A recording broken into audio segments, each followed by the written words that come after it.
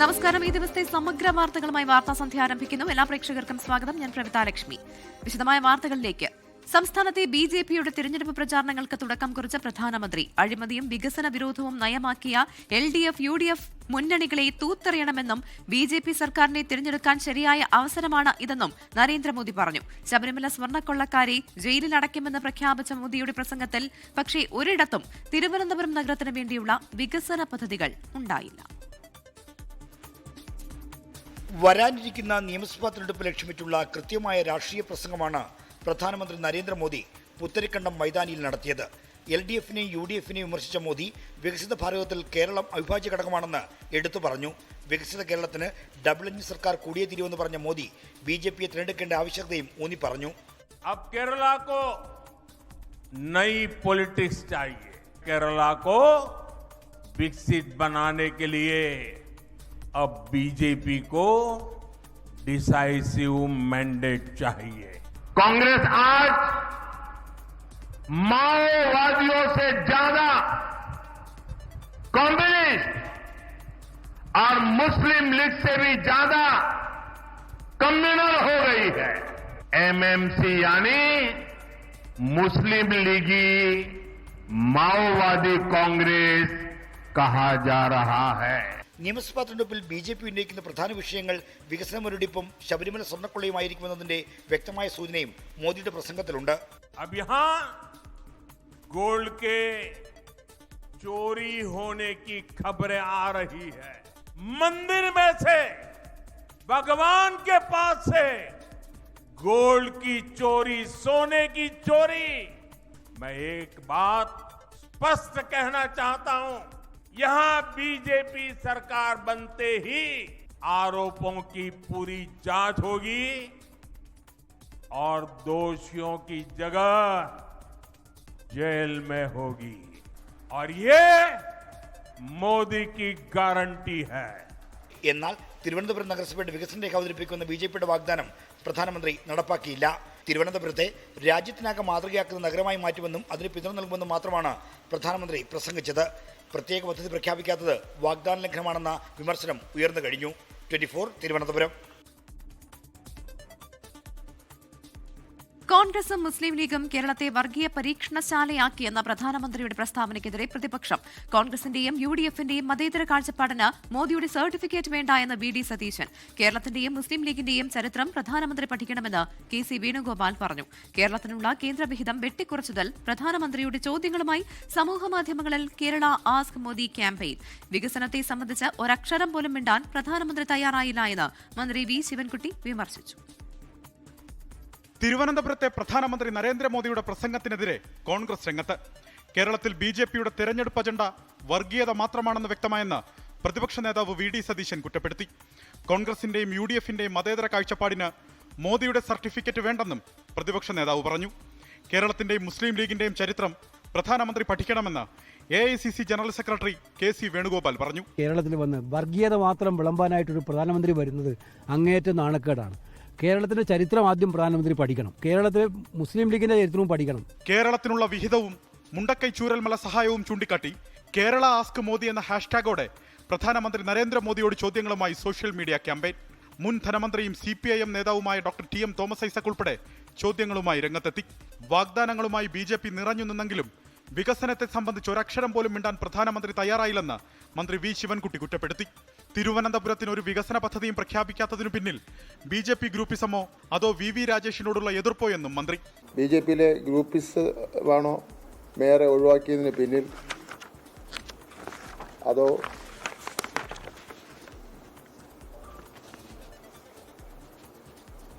VV രാജേഷിനോടുള്ള വ്യക്തിപരമായ വിരോധമാണോ എന്ന് അറിയില്ല. തിരുവനന്തപുരം കോർപ്പറേഷൻ വികസനത്തിനായി സമാഹരിച്ച വിവരങ്ങൾ ക്രോഡീകരിച്ച് പ്രധാനമന്ത്രിക്ക് കൈമാറിയെന്നും വികസന രേഖ പൂർത്തിയാക്കുന്നതിനായി തുടരാലോചനകൾ ആവശ്യമെന്നും മേയർ VV രാജേഷ്. ഞങ്ങൾക്ക് ഈ 15 ദിവസം കൊണ്ട് സമൂഹത്തിൽ നിന്ന് ചർച്ച ചെയ്ത് സമാഹരിക്കാൻ പറ്റിയ കാര്യങ്ങൾ അടങ്ങുന്ന ഒരു ഡ്രാഫ്റ്റാണ് കൊടുത്തത്. ഇനിയും ഈ കോൺക്ലേവുകളൂടി കഴിയുമ്പോഴാണ് അതിന്റെ ഏകദേശം പൂർണ്ണ രൂപമാകുന്നത്. തിരുവനന്തപുരത്തെ ഇന്ത്യയിലെ ഏറ്റവും മികച്ച നഗരമാക്കാനുള്ള പിന്തുണയാണ് പ്രധാനമന്ത്രി പ്രഖ്യാപിച്ചതെന്നും VV രാജേഷ് അവകാശപ്പെട്ടു. 24 തിരുവനന്തപുരം. കേരളത്തിന്റെ വികസനത്തിന് കേന്ദ്രം ഒപ്പമെന്ന് പ്രധാനമന്ത്രി നരേന്ദ്രമോദി. തിരുവനന്തപുരത്ത് വിവിധ പദ്ധതികൾ ഉദ്ഘാടനം ചെയ്ത പ്രധാനമന്ത്രി 4 പുതിയ ട്രെയിനുകൾ ഫ്ളാഗ് ഓഫ് ചെയ്തു. കേരളത്തിന്റെ ബാക്കിയുള്ള ആവശ്യങ്ങൾ കൂടി അംഗീകരിക്കണമെന്ന് മുഖ്യമന്ത്രി പിണറായി വിജയൻ പ്രധാനമന്ത്രിയോട് ആവശ്യപ്പെട്ടു.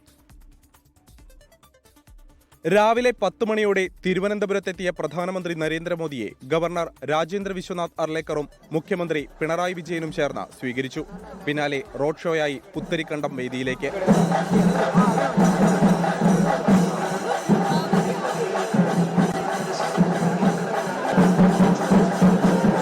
വേദിയിൽ വിവിധ പദ്ധതികൾക്ക് പ്രധാനമന്ത്രി തുടക്കം കുറിച്ചു.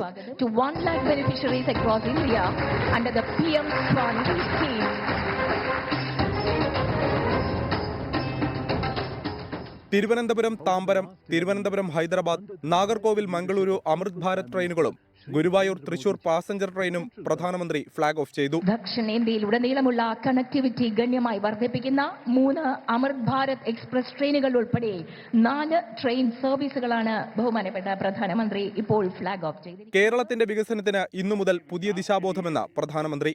സുഹൃത്തുക്കളെ എന്ന് മലയാളത്തിൽ പലതവണ പറഞ്ഞായിരുന്നു പ്രധാനമന്ത്രിയുടെ പ്രസംഗം.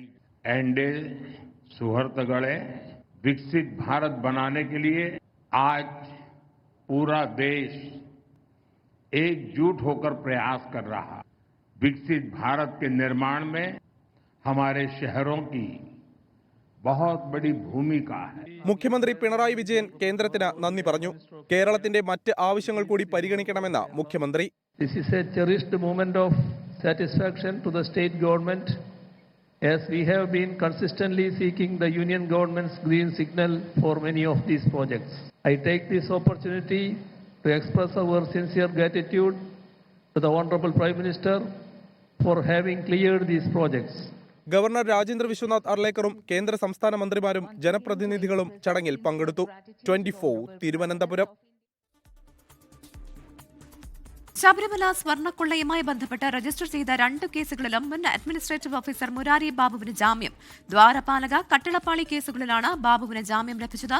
കൊല്ലം വിജിലൻസ് കോടതിയാണ് കർശനോപാധികളുടെ ജാമ്യം അനുവദിച്ചിരിക്കുന്നത്. റാന്നി കോടതി പരിധിയിൽ പ്രവേശിക്കരുത്, അന്വേഷണ ഉദ്യോഗസ്ഥർ ആവശ്യപ്പെടുമ്പോൾ ഹാജരാകണം, തെളിവുകൾ നശിപ്പിക്കരുത് തുടങ്ങിയവയാണ് ജാമ്യ വ്യവസ്ഥകൾ. 2 കേസുകളിലും അറസ്റ്റ് ചെയ്ത് 90 ദിവസം കഴിഞ്ഞിട്ടും കുറ്റപത്രം സമർപ്പിക്കാത്ത സാഹചര്യത്തിലാണ് ജാമ്യം. 2 കേസുകളിലും ജാമ്യം ലഭിച്ച സാഹചര്യത്തിൽ മുരാരി ബാബു ഉടൻ ജയിൽ മോചിതനാകും. ശബരിമല സ്വർണ്ണക്കൊള്ളയിൽ ജാമ്യം ലഭിച്ച് പുറത്തിറങ്ങുന്ന ആദ്യ വ്യക്തിയാകും മുരാരി ബാബു. ഇപ്പോൾ മുരാരി ബാബുവിന്റെ അഭിഭാഷകൻ ജയിലിലെത്തിയിട്ടുണ്ട്. ജാമ്യ ഉത്തരവുമായാണ് അഭിഭാഷകൻ സജി ചങ്ങനാശ്ശേരി എത്തിയിരിക്കുന്നത്. തിരുവനന്തപുരം സബ് ജയിലിലാണ് അഭിഭാഷകൻ എത്തിയത്. മുരാരി ബാബു അല്പസമയത്തിനകം ജയിലിൽ നിന്ന് പുറത്തിറങ്ങും എന്നുള്ള വാർത്ത ഇപ്പോൾ വരികയാണ്. 24 സൂപ്പർ എക്സ്ക്ലൂസീവ്. ശബരിമല സ്വർണ്ണക്കൊള്ളയിൽ തന്ത്രി കണ്ഠരര് രാജീവർക്ക് നേരിട്ട് പങ്കുണ്ടെന്ന് സ്ഥിരീകരിച്ച പ്രത്യേക അന്വേഷണ സംഘം. ദ്വാരപാലക ശില്പ കേസിലും കട്ടിളപ്പാളി കേസിലും തന്ത്രിയുടെ പങ്ക് വ്യക്തമാക്കുന്ന തെളിവുകളും മൊഴിയും SITക്ക് ലഭിച്ചു. തെളിവുകൾ നിരത്തിയുള്ള ചോദ്യം ചെയ്യലിൽ സ്വർണ്ണക്കൊള്ളയിലെ ബന്ധം കണ്ഠരര് രാജീവര് ഭാഗികമായി സമ്മതിച്ചു. റിമാൻഡിലായ ശേഷം തന്ത്രി കണ്ഠരര് രാജീവരെ ഇന്നലെയാണ് SIT ചോദ്യം ചെയ്തത്. തന്ത്രിയുടെ അറസ്റ്റിന് ശേഷം ചെങ്ങന്നൂരിലെ വീട്ടിൽ നടത്തിയ പരിശോധനയിൽ നിർണായക രേഖകൾ ഉൾപ്പെടെ കണ്ടെത്തിയിരുന്നു. ഇവയിൽ കൂടുതൽ അന്വേഷണം നടത്തിയ ശേഷം തെളിവുകൾ നിരത്തിയായിരുന്നു ഇന്നലത്തെ ചോദ്യം ചെയ്യൽ. പിന്നാലെയാണ് തന്ത്രി കണ്ഠരര് രാജീവർക്ക് സ്വർണ്ണക്കൊള്ള അറിയാമായിരുന്നു എന്ന് കണ്ടെത്തിയത്. ദ്വാരപാലക ശില്പക്കേസിലും കട്ടിളപ്പാളി കേസിലും തന്ത്രിക്ക് നേരിട്ട് പങ്കുണ്ടെന്ന് SIT സ്ഥിരീകരിച്ചു. SITക്ക് ഇത് സംബന്ധിച്ച തെളിവുകളും മൊഴികളും ലഭിച്ചിട്ടുണ്ട്. ചോദ്യം ചെയ്യലിൽ ഭാഗികമായി സ്വർണ്ണക്കൊള്ള സമ്മതിച്ചിട്ടുമുണ്ട്. 2019 തന്ത്രി നടത്തിയ സാമ്പത്തിക ഇടപാടുകൾ ദുരൂഹമാണെന്നാണ് അന്വേഷണ സംഘത്തിന്റെ വിലയിരുത്തൽ. തന്ത്രിയുടെ സംസ്ഥാനത്തിന് പുറത്തെ സാമ്പത്തിക ഇടപാടുകളിലും സംശയങ്ങളുണ്ട്. ഇവയിൽ വിശദമായ തുടരന്വേഷണം നടത്താനാണ് തീരുമാനം. തന്ത്രിയുടെ ജാമ്യാപേക്ഷ വിജിലൻസ് കോടതി 28-നാണ് പരിഗണിക്കുന്നത്. 24 തിരുവനന്തപുരം. ശബരിമല സ്വർണ്ണക്കൊള്ളയിൽ UDFന് കുരുക്കായി കൂടുതൽ ചിത്രങ്ങൾ പുറത്ത്. UDF കൺവീനർ അടൂർ പ്രകാശ് MP-യും മുഖ്യപ്രതി ഉണ്ണികൃഷ്ണൻ പോറ്റിയും തമ്മിൽ ബംഗളൂരുവിൽ നടത്തിയ കൂടിക്കാഴ്ചയുടെ ചിത്രങ്ങളാണ് പുറത്തുവന്നത്. ഉണ്ണികൃഷ്ണൻ പോറ്റിയുടെ വീട്ടിൽ പോയിട്ടുണ്ടെന്നും ബംഗളൂരുവിൽ വെച്ച് കൂടിക്കാഴ്ച നടത്തിയിട്ടുണ്ടെന്നും അടൂർ പ്രകാശ് സമ്മതിച്ചു. കരുതിക്കൂട്ടി തയ്യാറാക്കിയ കാര്യങ്ങളാണ് പുറത്തുവന്നതെന്നും പിന്നിൽ കോൺഗ്രസിൽ നിന്നുള്ള ആളുകളും ഉണ്ടാകാമെന്നും അടൂർ പ്രകാശ് പറഞ്ഞു. ശബരിമല സ്വർണ്ണക്കൊള്ള കേസ് പ്രതി ഉണ്ണികൃഷ്ണൻ പോറ്റിക്ക് അടൂർ പ്രകാശുമായി അടുത്ത ബന്ധമുണ്ടെന്ന് വ്യക്തമാക്കുന്ന ചിത്രങ്ങളാണ് ഇന്ന് പുറത്തുവന്നത്. ഉണ്ണികൃഷ്ണൻ പോറ്റി അടൂർ പ്രകാശിന് ഉപഹാരം സമ്മാനിക്കുന്നത് ചിത്രത്തിലുണ്ട്. ബംഗളൂരിൽ വെച്ചുള്ള കൂടിക്കാഴ്ചയിൽ ഉണ്ണികൃഷ്ണൻ പോറ്റിയുടെ സുഹൃത്തുക്കളായ രമേശ് റാവുവും അനന്തസുബ്രഹ്മണ്യവും ഒപ്പമുണ്ട്. 2019 ഉണ്ണികൃഷ്ണൻ പോറ്റിക്ക് വേണ്ടി ദ്വാരപാലക ശില്പപാടികൾ ഏറ്റുവാങ്ങിയത് അനന്തസുബ്രഹ്മണ്യമായിരുന്നു. കൂടിക്കാഴ്ചയും ഉണ്ണികൃഷ്ണൻ പോറ്റിയുടെ വീട്ടിൽ പോയതും അടൂർ പ്രകാശ് സ്ഥിരീകരിച്ചു.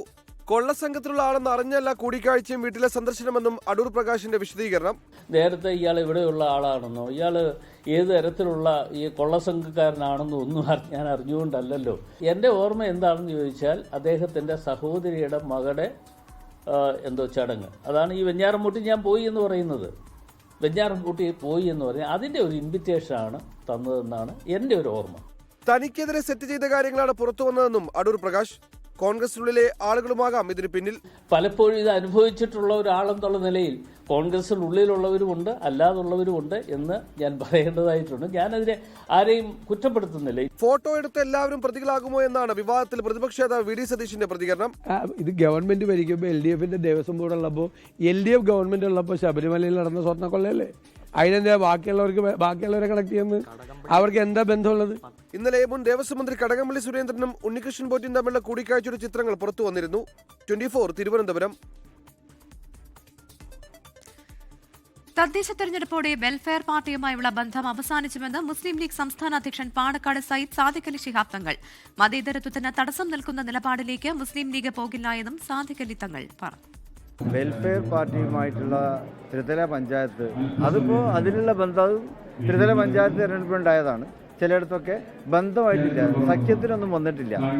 അതിൽ ചില നീക്കുപോക്കുകളൊക്കെ അവിടെ ഇവിടെ ഉണ്ടായിട്ടുണ്ടാവും. സ്ഥാനാർത്ഥികൾ തമ്മിലുള്ള നീക്കുപോക്കുകളാണ്. അത് ആ തെരഞ്ഞെടുപ്പ് കഴിഞ്ഞതോടുകൂടി അത് അവസാനിച്ചു.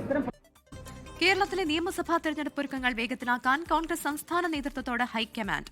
ഈ മാസം 27-ന് തെരഞ്ഞെടുപ്പ് സമിതി യോഗം ചേരും.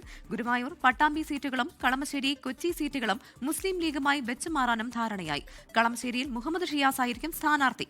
കെ ബാബു ഒഴികെയുള്ള സിറ്റിംഗ് MLA-മാരും മത്സരരംഗത്തിറങ്ങും.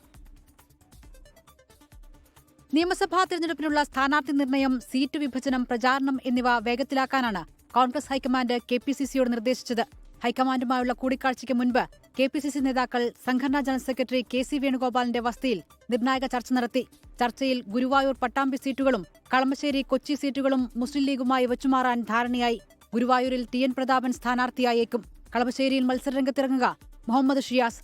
സ്ഥാനാർത്ഥി നിർണയം ഉൾപ്പെടെയുള്ള ഒരുക്കങ്ങൾക്കായി ഈ മാസം 27-ന് തിരഞ്ഞെടുപ്പ് സമിതി യോഗം ചേരും. UDFന്റെ സീറ്റ് ചർച്ചകൾ സുഗമമായിട്ട് ഏറ്റവും വേഗത്തിൽ പൂർത്തീകരിക്കാൻ നിർദ്ദേശം ലഭിച്ചു. അതുമായിട്ട് ഞങ്ങൾ മുന്നോട്ട് പോകുന്നു. 27-ാം തീയതി പ്രദേശ് സെലക്ഷൻ കമ്മിറ്റി യോഗം ചേരുന്നതാണ്. സ്ഥാനാർത്ഥി നിർണയം ഉൾപ്പെടെയുള്ള കാര്യങ്ങൾ പിന്നീട് ആലോചിച്ച് ഏറ്റവും യോജിച്ച തീരുമാനങ്ങളുണ്ടാകും. കെ ബാബു മത്സരിക്കാനില്ലെന്ന് നേതൃത്വത്തെ അറിയിച്ചതോടെ ബാക്കിയുള്ള മുഴുവൻ സിറ്റിംഗ് MLA-മാരും തിരഞ്ഞെടുപ്പിൽ കളത്തിലിറങ്ങും. കേരള കോൺഗ്രസ് ഉൾപ്പെടെയുള്ളവരുമായി സീറ്റ് വിഭജന ചർച്ചകൾ നടത്തിയെന്ന് രമേശ് ചെന്നിത്തല 24-നോട് പറഞ്ഞു. സീറ്റ് വിഭജന ചർച്ച കേരള കോൺഗ്രസ് ഒഴികെയുള്ള എല്ലാവരുമായി നടത്തി. കേരള കോൺഗ്രസുമായിട്ട് അടുത്ത ആഴ്ച നടത്തും. അത് കഴിഞ്ഞാൽ ഫസ്റ്റ് വീക്കോടുകൂടി അത് പൂർത്തിയാവും. ശബരിമല സ്വർണ്ണക്കൊള്ള മുഖ്യ പ്രചാരണ വിഷയമായി ഉയർത്താൻ തന്നെയാണ് UDFന്റെ തീരുമാനം. 24 ഡൽഹി. NDA പ്രവേശനത്തെ ചൊല്ലി 2020-ൽ പൊട്ടിത്തെറി. എറണാകുളം വടവുകോട് മുൻ പഞ്ചായത്ത് പ്രസിഡന്റ് റസീന പരീദ് ഉൾപ്പെടെ 3 പേർ രാജിവെച്ച് കോൺഗ്രസിൽ ചേർന്നു. ആശയപരമായി തീരുമാനമെടുക്കുമ്പോൾ 1-2% പോയെന്ന് വരുമെന്നും പാർട്ടിയെ ബാധിക്കില്ല എന്നുമാണ് 2020 ചീഫ് കോർഡിനേറ്റർ സാബു M. ജേക്കബിന്റെ പ്രതികരണം. വടവുകോട് പുത്തൻകുരിശ് പഞ്ചായത്തിലെ UDF 2020 പിന്തുണ ആയുധമാക്കാൻ ഒരുങ്ങുകയാണ് CPIM. NDAയുടെ ഭാഗമാകാനുള്ള 2020 തീരുമാനത്തിൽ പാർട്ടിക്കുള്ളിലെ ഒരു വിഭാഗത്തിന്റെ അതൃപ്തി പുകഞ്ഞു പുറത്തേക്ക് വരികയാണ്. വടവുകോട് മുൻ പഞ്ചായത്ത് പ്രസിഡന്റ് റസീന പരീദ്, ഐക്കരനാട് പഞ്ചായത്ത് മുൻ അംഗം ജീൽ മാവേലി, മഴുവന്നൂർ 2020 കോർഡിനേറ്റർ രഞ്ജു പുളിഞ്ചോടൻ എന്നിവർ പാർട്ടി വിട്ട് കോൺഗ്രസിൽ ചേർന്നു. ജാതിയും മതവും ചോദിച്ച് 2020 സർവേ നടത്തിയത് BJPക്ക് വേണ്ടിയാണോ എന്ന് സംശയിക്കുന്നതായി നേതാക്കൾ. BJPയിലേക്ക് ലയിക്കുക, അതായത് ഇവിടുന്ന് ഒരു BJPക്ക് റിക്രൂട്ടിംഗ് ഏജൻസി എന്നുള്ള രീതിയിൽ പ്രവർത്തിച്ചു എന്നേ നമുക്ക് പറയാൻ പറ്റുള്ളൂ. ഞങ്ങളെപ്പോലെയുള്ള ജനപ്രതിനിധികൾ ഒരിക്കലും ഇത് അംഗീകരിക്കാൻ പറ്റുന്നൊരു കാര്യമല്ല 2020 BJP ബന്ധം. എന്നാൽ ഇതിനോട് 2020 ചീഫ് കോർഡിനേറ്റർ സാബു M. ജേക്കബിന്റെ പ്രതികരണം ഇങ്ങനെ.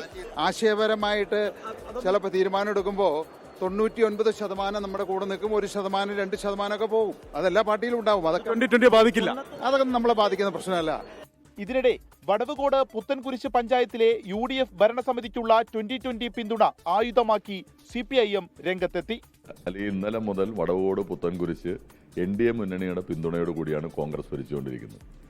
ആ പിന്തുണ പിൻവലിക്കാൻ കോൺഗ്രസ് തയ്യാറാവുമോ, അത് ഉപേക്ഷിക്കാൻ തയ്യാറാവുമോ എന്ന് കോൺഗ്രസ് വ്യക്തമാക്കണം. ഭരണം തുടരുമെന്ന് പഞ്ചായത്ത് പ്രസിഡന്റ് റെജി തോമസ് 24-നോട്. CPM-ഉം BJP-യും SDP ഒഴിച്ചുള്ള ഏത് കക്ഷികളെ ഇങ്ങേറ്റം CPI-യുടെ വരെയും പിന്തുണ കിട്ടിക്കഴിഞ്ഞാൽ സ്വീകരിക്കുമെന്നുള്ളതാണ് ഞങ്ങളുടെ നേതൃത്വം ഞങ്ങളെ അറിയിച്ചിരിക്കുന്നത്. അതിൽ നിന്ന് മാറ്റമൊന്നും വന്നിട്ടില്ല. അന്നെടുത്ത നിലപാടിനോട് തന്നെയാണ് പാർട്ടി ഇപ്പോഴും നിൽക്കുന്നത്. അതേസമയം 2020 വിട്ടുവരുന്നവരെ ഒരുപോലെ സ്വാഗതം ചെയ്യുകയാണ് കോൺഗ്രസും CPI-ഉം. 24 കൊച്ചി. തിരുവനന്തപുരം കിളിമാനൂരിൽ താറിടിച്ച് ദമ്പതികൾ മരിച്ച സംഭവത്തിൽ 1-ാം പ്രതി വിഷ്ണുവിന് മുൻകൂർ ജാമ്യമില്ല. ജാമ്യാപേക്ഷ തിരുവനന്തപുരം സെഷൻസ് കോടതി തള്ളി. കേസ് അന്വേഷണത്തിന് പുതിയ സംഘത്തെ നിയോഗിച്ചു. ആറ്റിങ്ങൽ DYSP മഞ്ജുലാലിന്റെ നേതൃത്വത്തിലാണ് അന്വേഷണം.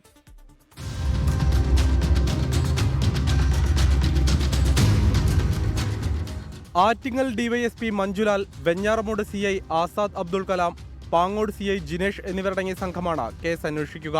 കേസ് അന്വേഷണത്തിൽ വീഴ്ച വരുത്തിയതിന് 3 പോലീസ് ഉദ്യോഗസ്ഥരെ ദക്ഷിണ മേഖല IG സസ്പെൻഡ് ചെയ്തിരുന്നു. വാഹനാപകടത്തിൽ കേസെടുക്കുന്നതിലും പ്രതിയെ അറസ്റ്റ് ചെയ്യുന്നതിലും വീഴ്ച വരുത്തിയതിനാണ് കിളിമാനൂർ SHO അടക്കം 3 പോലീസ് ഉദ്യോഗസ്ഥർക്കെതിരെ നടപടിയുണ്ടായത്. പ്രതികളെ രക്ഷപ്പെടാൻ സഹായിച്ച നെയ്യാറ്റിൻകര അതിയന്നൂർ സ്വദേശി ആദർശിനെ നെയ്യാറ്റിൻകര പോലീസ് കഴിഞ്ഞ ദിവസം അറസ്റ്റ് ചെയ്തു. ആദർശിന്റെ ഫോൺ പ്രതികൾ ഉപയോഗിച്ചതായും പോലീസ് കണ്ടെത്തിയിട്ടുണ്ട്.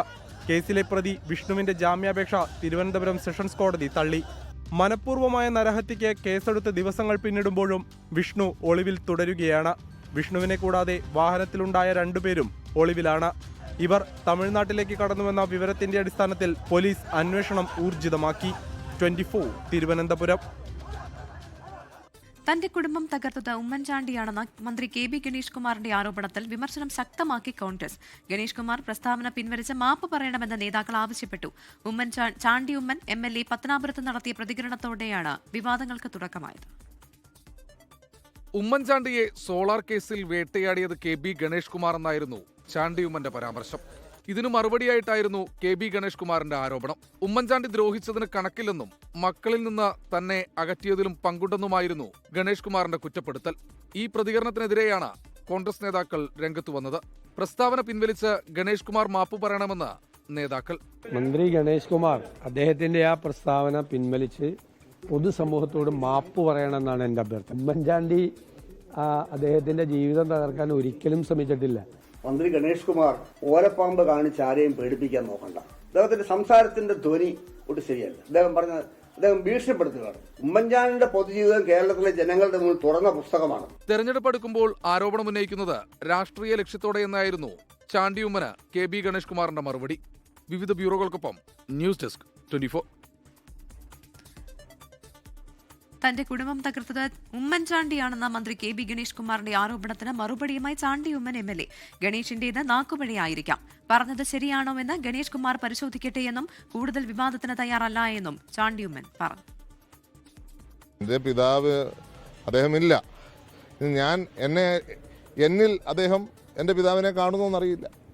അതുകൊണ്ട് എന്നിൽ നിന്ന് മറുപടി പ്രതീക്ഷിക്കുന്നത്. ഞാൻ ഇന്നലെ പറഞ്ഞു കഴിഞ്ഞു. ഇനി കൂടുതലൊന്നും പറയാനില്ല.